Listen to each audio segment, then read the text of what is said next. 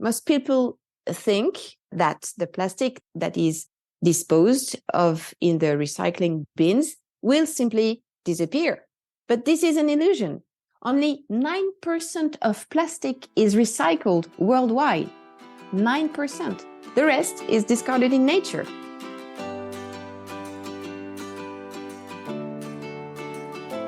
Welcome to Deep Dive with me, Sean C. Fettig. On today's episode, I'm focusing on something that's overrunning our planet, contributing to climate change, and killing our natural habitat, our wildlife, and us. Plastic pollution. Consider this.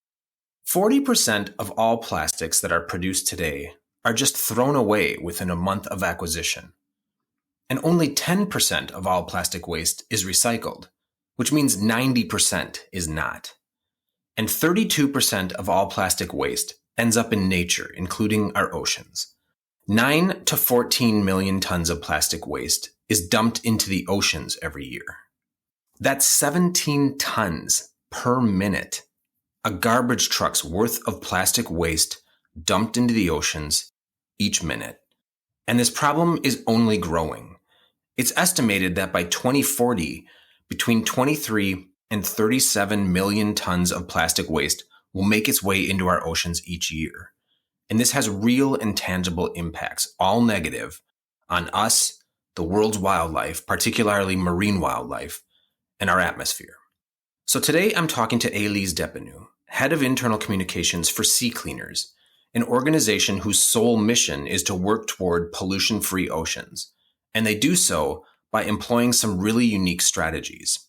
They educate, they innovate, and they coordinate.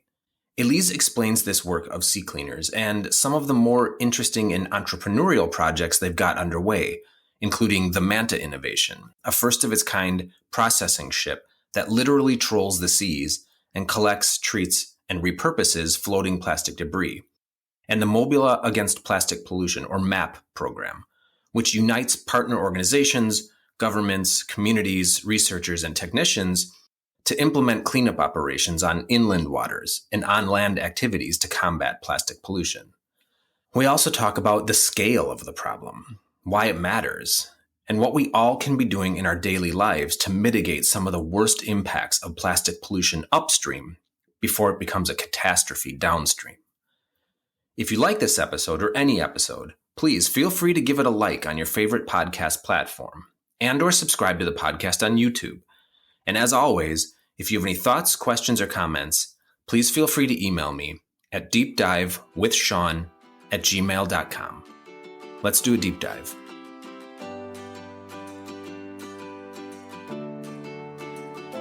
Elise Depenou, thanks for being here. How are you?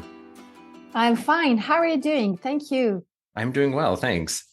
So, climate change, something I haven't spent much time on, admittedly, on Deep Dive, is fast becoming an existential crisis for the planet. And in the realm of all things that will go horribly wrong, the human impact of climate change and plastic production is particularly acute when it comes to our oceans and ocean life. And SeaCleaners is doing some really interesting work in this area. So I'm really excited to have you here and to talk about this. Thank you, Sean. So let's start with this. What's the mission of SeaCleaners?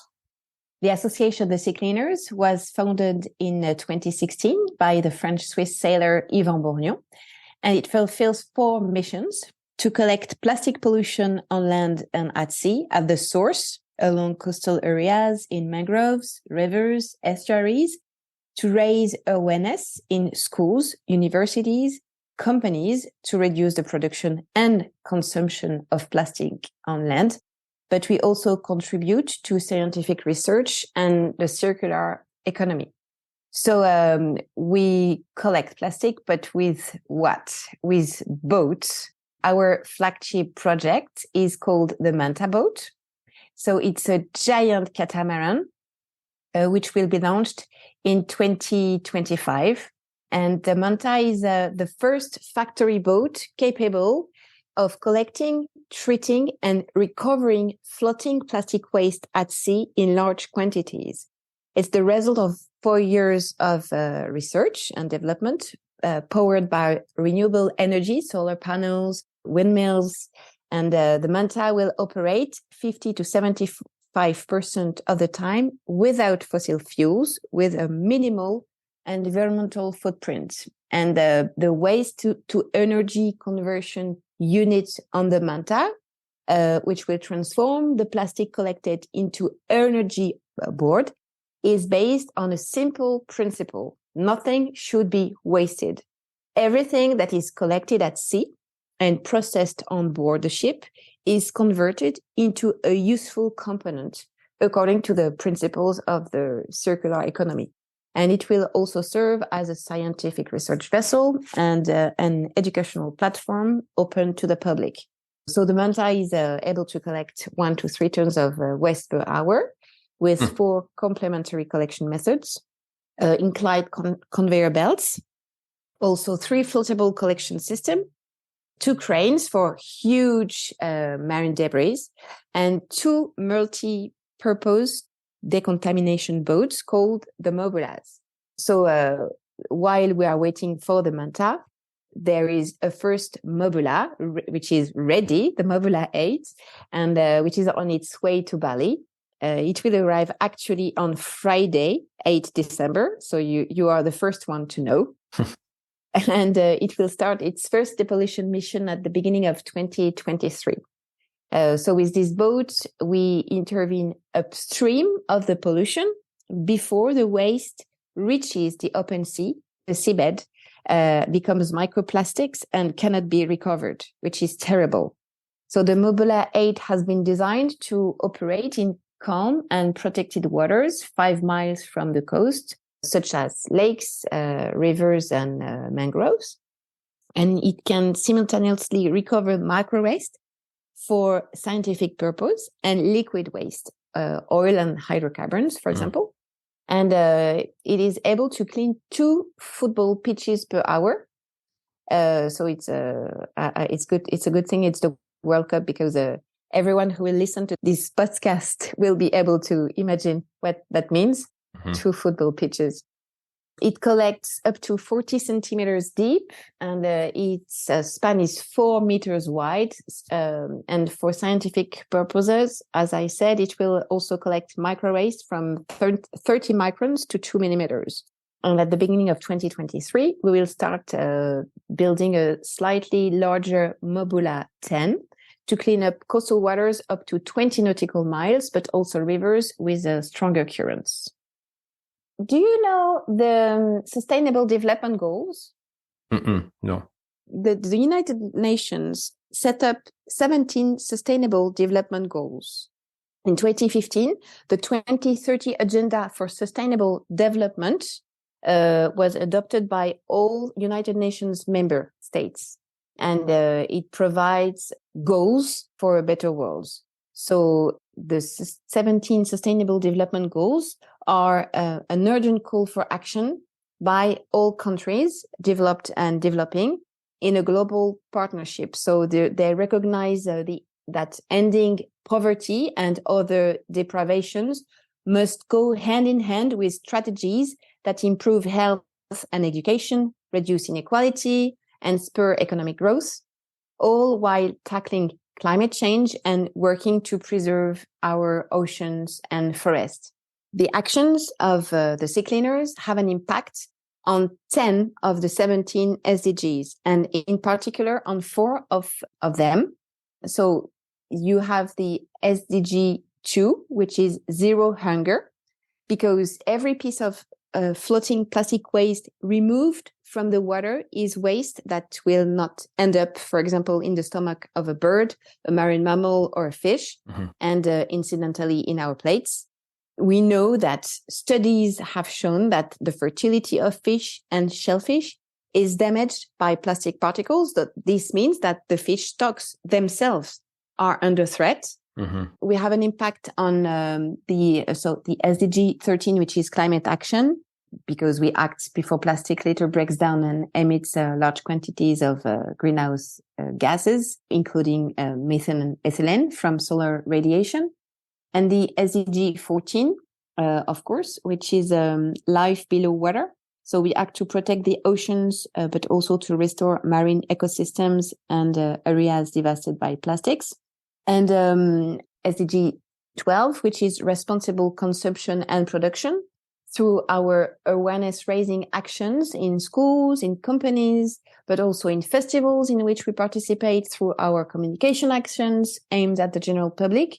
The SeaCleaners strives to promote responsible consumption and to pass on eco-actions that allow us to reduce plastic waste in our daily life. So at our level, we fight against hyper-consumption and single-use plastics, reduction and reuse as first priority. And we support local actors to improve their waste management. So all this shows that in fighting plastic pollution, we, the SeaCleaners, do not have just a technological response, but a dual approach, prevention and correction. And prevention and correction feed each other, because by having an impact on these SDGs, our impact is also social and economic. And through all our missions, on land and at sea, we aim to change the rules of the game, not less than that. You know, you're talking about how much plastic can be pulled out of the water. And I'm going to be honest. The sheer scale of plastic that you're talking about is mind-boggling. So when we think of like plastic in our oceans, I think it's easy to imagine and picture, people on boats tossing their used bottles or whatever, their plastic trash overboard. But this can't account for, the sheer scale, like I said, of plastic that you're talking about that is in our oceans. Or maybe it can, but how does this amount of plastic get into the planet's water, or especially our seas? Plastic ends up in the oceans in several ways. Littering, intentional or unintentional, wind or rain carrying waste into the ocean, through illegal landfills or improper waste disposal. Leakage from open dumps is also a major contributor to ocean plastic pollution. This is why plastic waste is everywhere. In the air we breathe from car tires, for example, in the ice of the Everest or the Arctic, in the water we drink from plastic bottles, in the fish we eat, and in the human placenta now.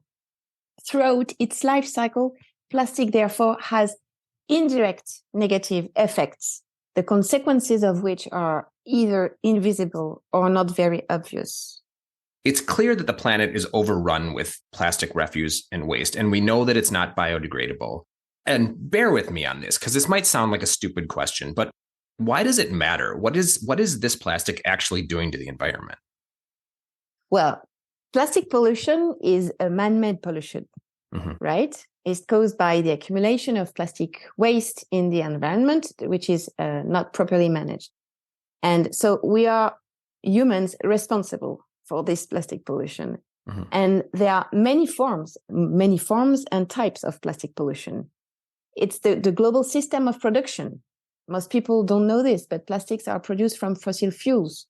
It's the use of plastic, hyper consumption, over packaging, and it's, as I said, the disposal of plastics, since plastic cannot be recycled forever.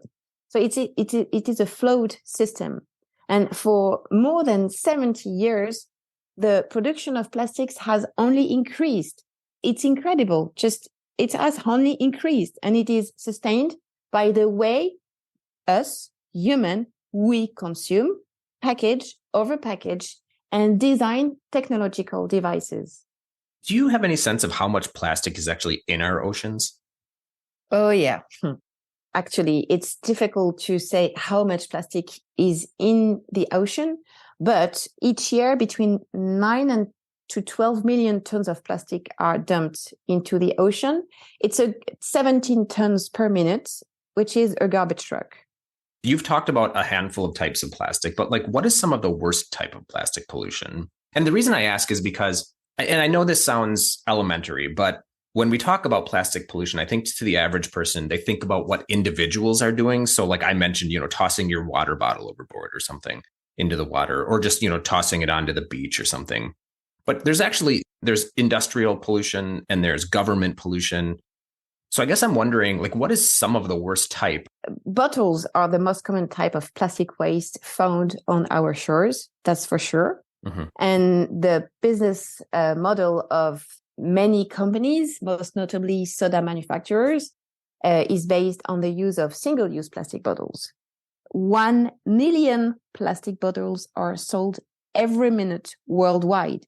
1 million every minute. Can you imagine that? Mm-hmm. It is therefore more than necessary to act upstream of this production. And companies must do everything they can to reduce their plastic footprint. So at our level, the citizens, we can start by using water bottles, for example. One of the things that you're touching on here is the necessity of collective action. People and industries and countries and governments working together as being necessary to really tackle the problem. Essentially meaning if Canada is interested in addressing the issue, but the United States is not, then it makes it much more difficult, right?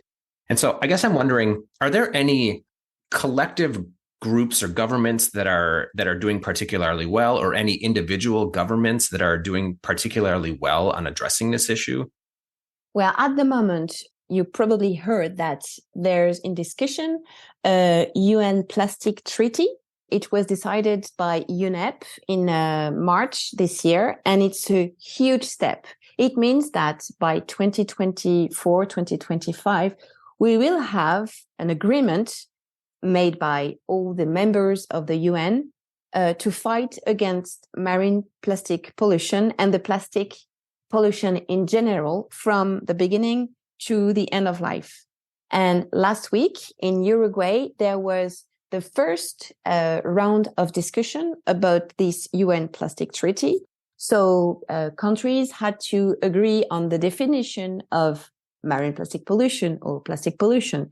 So it's as complicated as a COP, a climate summit, because countries have different interests, different lobbies, are active in these countries. So it was not simple. It was a hard week. And there will be 4 more encounters, which are called International Negotiation Committee. So last week was the ENC one, and there will be 4 more INCs. But there's a very nice group of countries called the Group of Friends to Combat Marine Plastic Pollution.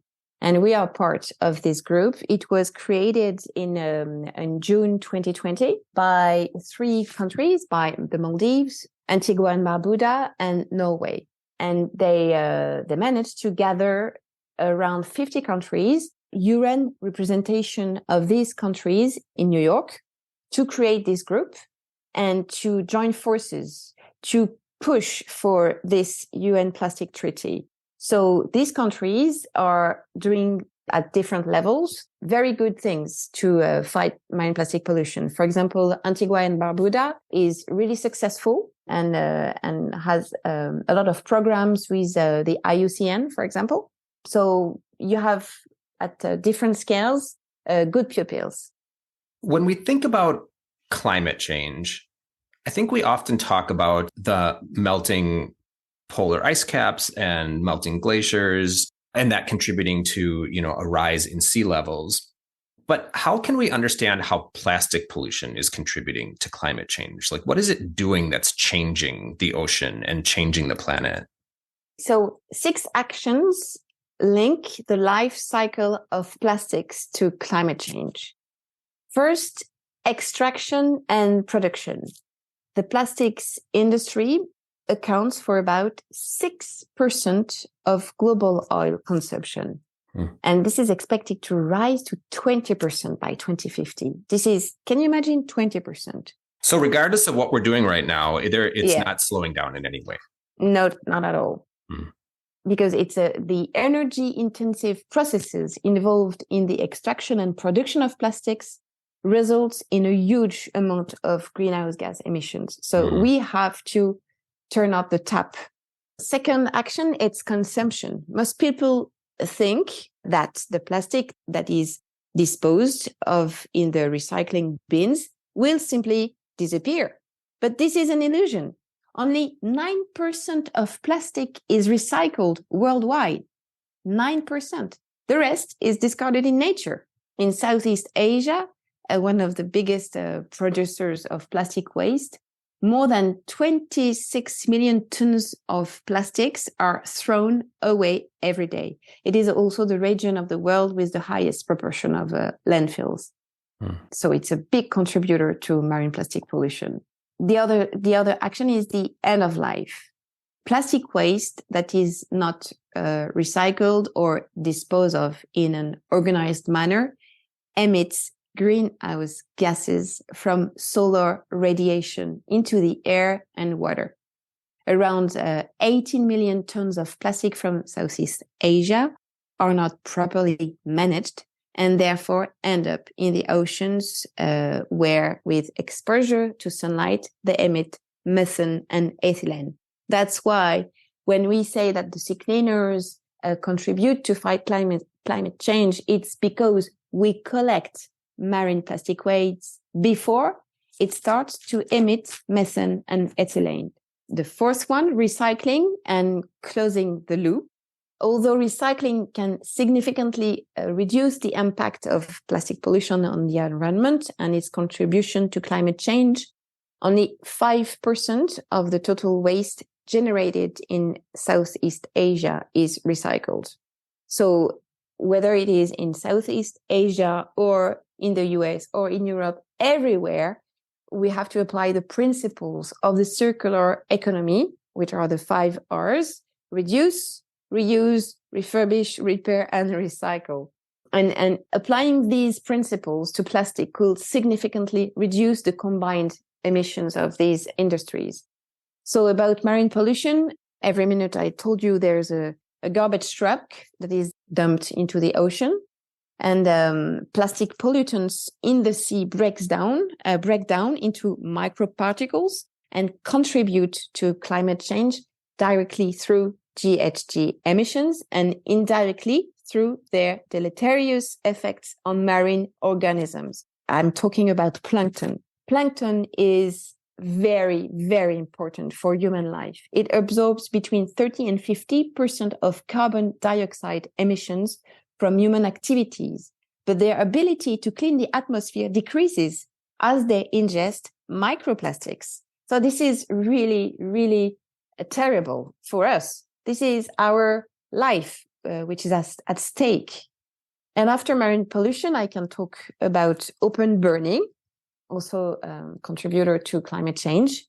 Open burning is a common waste treatment practice everywhere in the world and in South Asia again, and in developing countries, in Africa a lot. India and Nepal account for 8.4% of the total waste burnt in the open air worldwide. Open burning emits a serious air pollutant, which is called black carbon.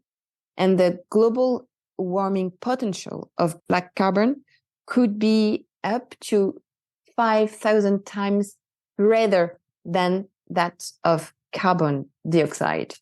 Can you imagine that? It's just like, it's crazy. So plastic has a huge impact on climate change.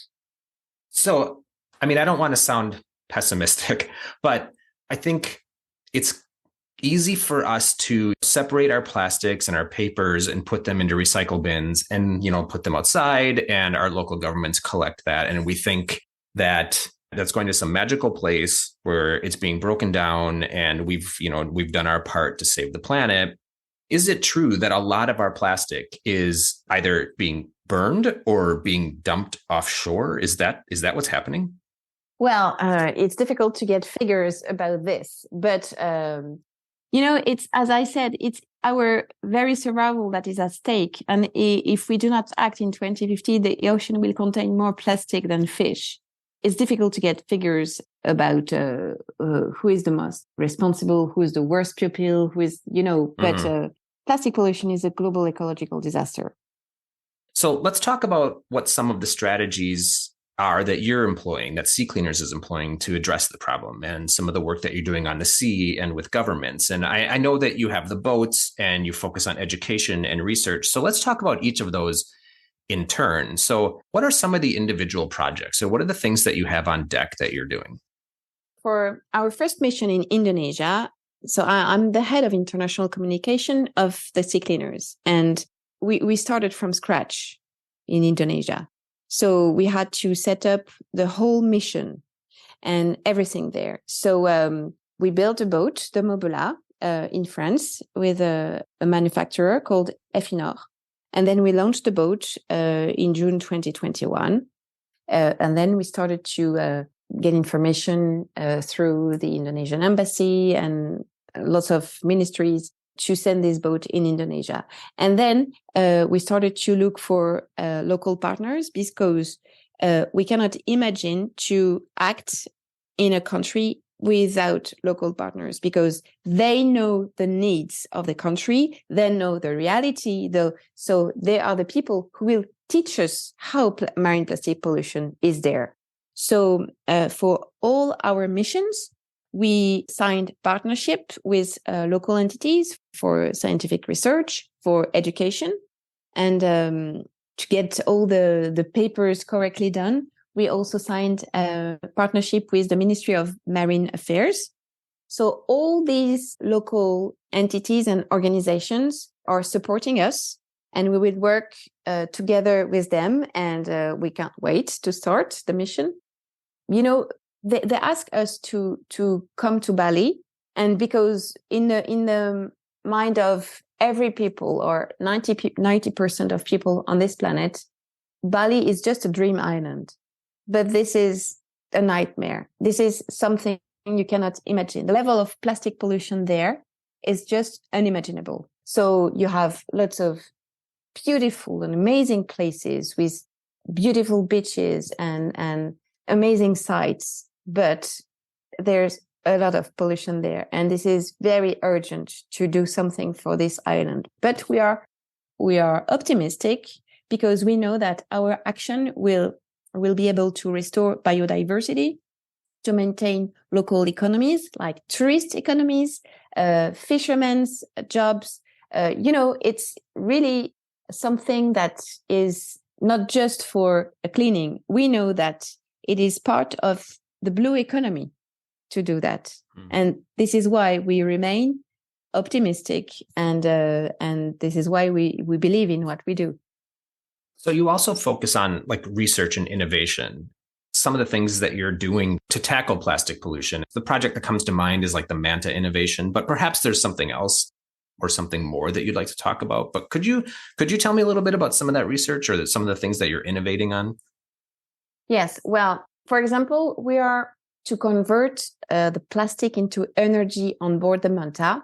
We have been working on really a lot of technologies, and you have lots of possibilities like pyrolysis, but it emits fatal emissions. And of course, as we are building a smart ship, a green ship, we don't want to emit any emissions, of course. Mm-hmm. So the waste to energy conversion unit is really a huge project for us. And we focus on this project to choose the most virtuous technology as possible. We are also working on for scuba divers, for example, because lots of people want to clean up the ocean, but on the shores, but also under the water. So we created a bag. It's not high technology, but since it's still something we created a bag to clean up, to do underwater cleanup. And it's quite convenient, actually, because it's not a simple cotton. It's made with flags. It's recycled flags, and the tissue is really adapted to be in the water. So we are working on all these combination of renewable energies on the Manta boat, which is not that easy.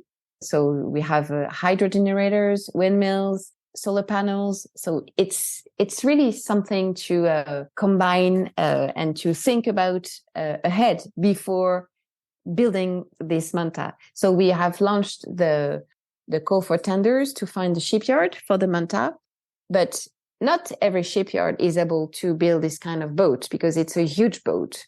Mm-hmm. You need to have a specific team which will be able to set up like all these different technologies, like a huge Lego, they will be, they will have to be able to combine all these different pieces of Lego to build a Manta boat. So it's not that easy to find the shipyard, but so we are in contact with some shipyard. It's a huge project on a technological side. It's something groundbreaking, as you say. You mentioned this pretty much started in 2016, and so 6 years later, you're not a small outfit. Some of the projects are very advanced, and you've come very far in a very short period of time. And it's clear that it requires a lot of expertise on the part of your team. Mm-hmm. You're working with so many different partners. To me, it suggests that there is a huge appetite and interest in the work that you're doing. And so I'm wondering, how are people engaging with you? Well, it depends. For example, the waste to energy conversion unit, to build this, we are supported by 5 or 6 companies because we are financed by 66 companies. They include their help into their CSR politics. So they finance us. Philanthropists also fund us, and individuals also make donations to us every day. Mm-hmm. Something you have to know is that the Manta costs 35 million euros. We have a third of the sum. So on the scale of an association like the SeaCleaners, it is a lot. But on the scale of a NASDAQ company or a very wealthy creator of startup, it's nothing. So, for example, for the waste to energy unit, we work with Air Liquide, and Air Liquide has given us or lended us an engineer. So this company is paying this engineer, and this engineer help us to work on certain part of the project. Okay. But for the automated rigs on the boat, there's this company called Southern Spars. So Southern Spars will help us differently on the automated rigs. So for the Manta, we work with a company called Le Men at Work, for example. So this company is one of our sponsor, and this company will specifically work on the lights of the Manta. It's a company based in Dubai, and they work. This is their field of expertise, light. They are working on the lightning of the Manta.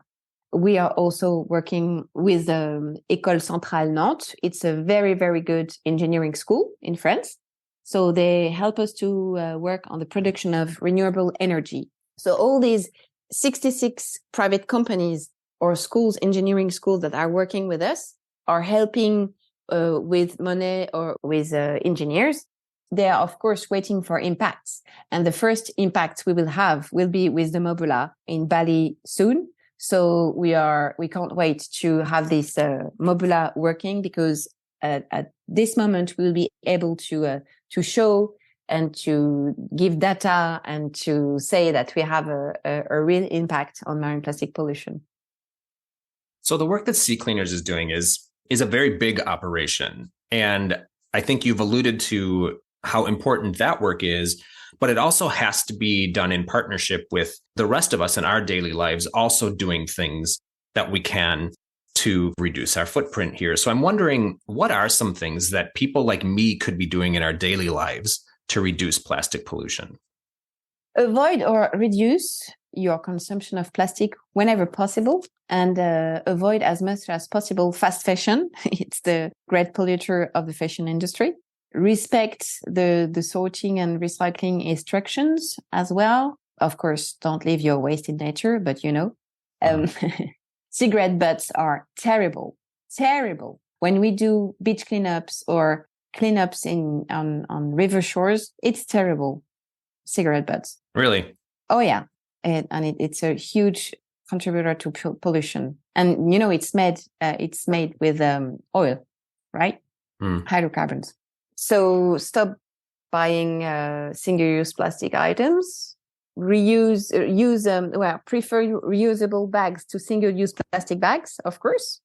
Use a water bottle. So it's simple things that people can do at their scale, but each small gesture each on its own scale is very important. It's really, because very often people tell me, but I do that, but I'm just, if I do that, it doesn't worth it. It's of course, because it's this gesture plus this gesture plus this one. It makes an ocean of gestures. So it will pay at the end. You mentioned earlier donations, but what are some other ways that people can work with SeaCleaners or otherwise support your work? Well, people can engage with us anywhere in the world. In France, we have 2,000 volunteers, but we are looking for volunteers abroad as well to raise awareness in schools, in companies, in universities, to do some beach cleanups. So we are always very happy to welcome volunteers. We train volunteers. We provide them with awareness and educational tools. For example, we already conducted educational sessions in Bali, in Dubai, in Brazil, in Egypt.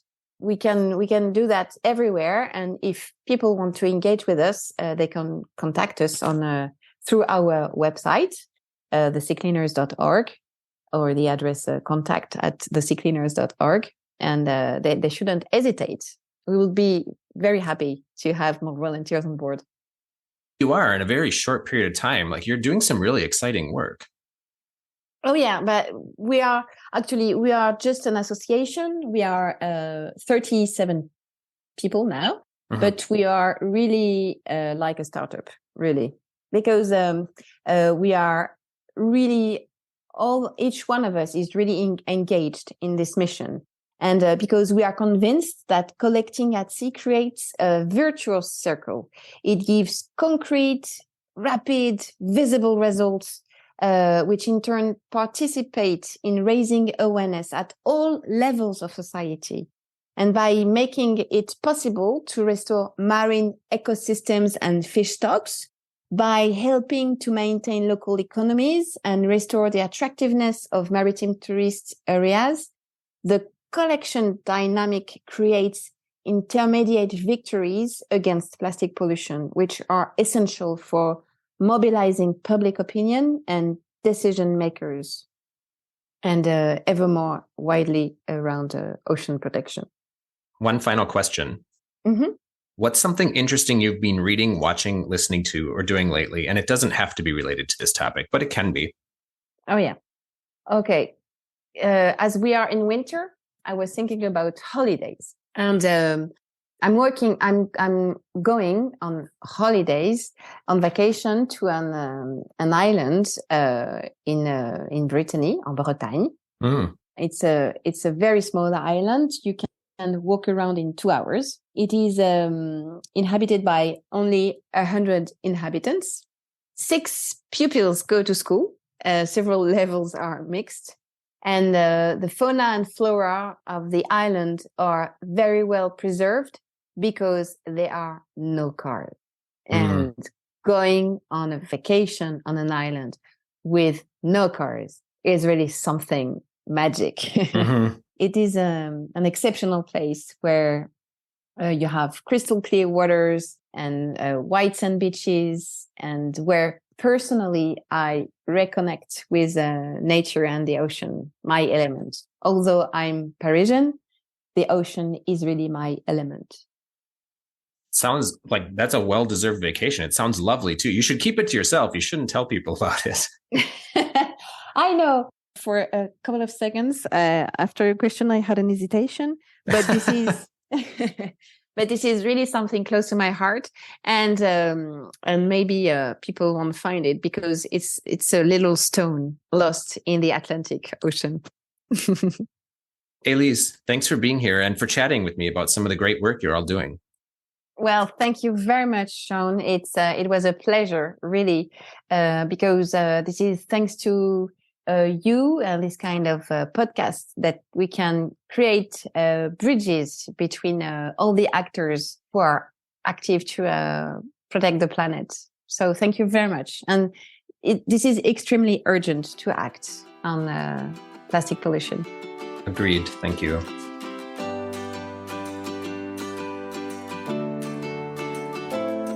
Climate change is a very real thing, and humans almost single-handedly are responsible for it and have the ability to slow it, if not reverse it. And not just humans at the government levels or NGO levels, but each of us individually can make a difference, can do things, and participate in ways that don't even require us to really leave our houses, that save, well, us. Elise has outlined some of these things and why it's important, why it matters. The statistics are staggering. In just the time that you have dedicated to listening to this interview, to this episode, and thanks for that, by the way, about 680 tons of plastic waste found its way into our oceans, 40 garbage trucks full. And it's killing us. As with most things in the world, big or small, tangible or theoretical, the scale of plastic pollution on this planet is something you can do something about. And I hope you join me in making some of those little changes Elise suggested in our discussion as a personal investment in the future. All right, check back next Friday and every Friday for a new episode of Deep Dive. Chat soon, folks.